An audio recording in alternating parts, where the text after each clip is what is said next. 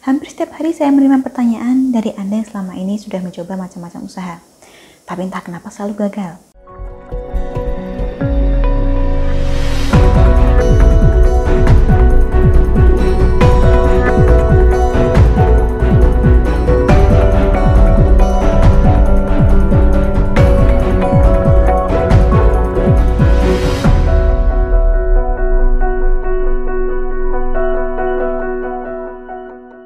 Salam Rahayu, dengan Dewi Sundari di sini seperti biasa. Apa kabar Anda?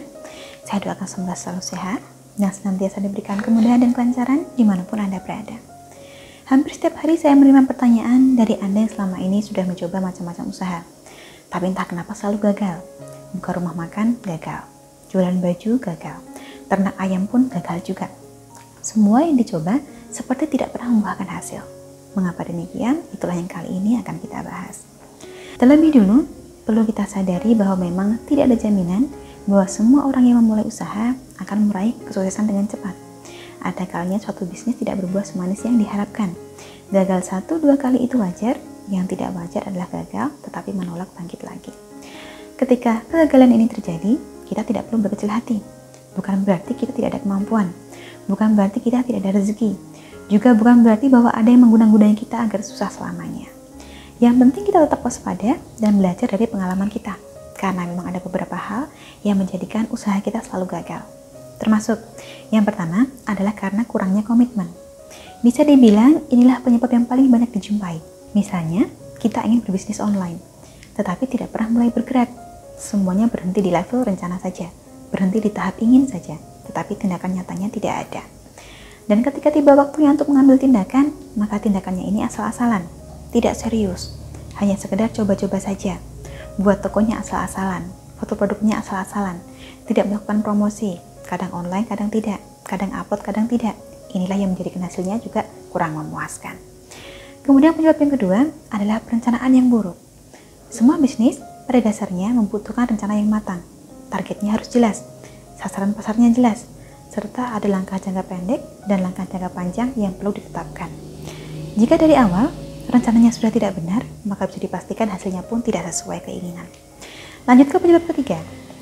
Bisnis juga terancam selalu gagal bila kita belum menguasai tekniknya.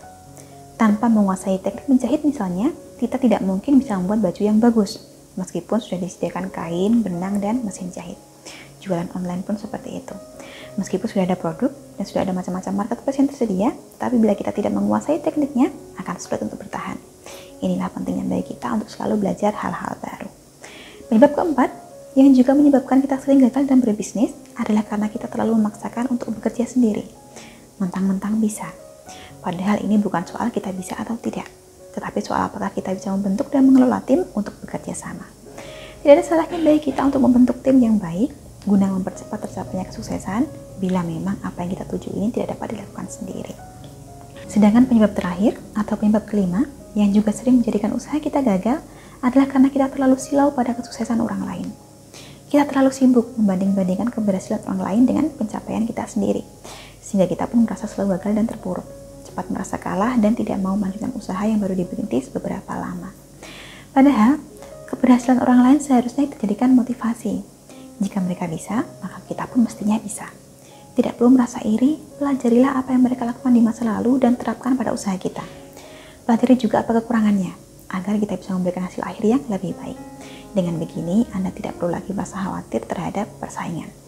Nah, kelima hal inilah yang paling sering menyebabkan kegagalan dalam usaha. Sebisa mungkin, 5 hal ini kita buang jauh-jauh.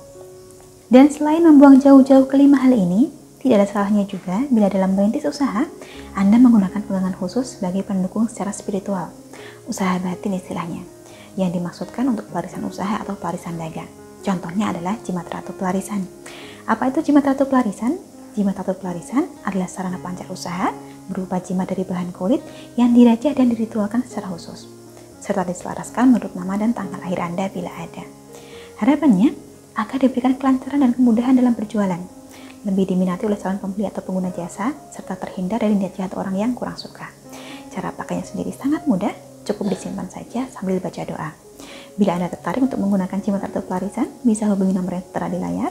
Perkenalkan diri Anda, dan sampaikan keinginan Anda untuk mendapatkan jimat atau pelarisan agar dapat kami bantu proses selanjutnya. Sampai di sini, seputar penyebab usaha selalu gagal saya cukupkan. Semoga memberikan sedikit pencerahan, dan semoga Anda yang saat ini sedang merintis usaha selalu diberikan kelancaran dan rezeki yang berlimpah. Akhir kata dari saya cukup sekian. Terima kasih banyak telah menyaksikan. Sampai jumpa di kesempatan selanjutnya, dan salam rahayu.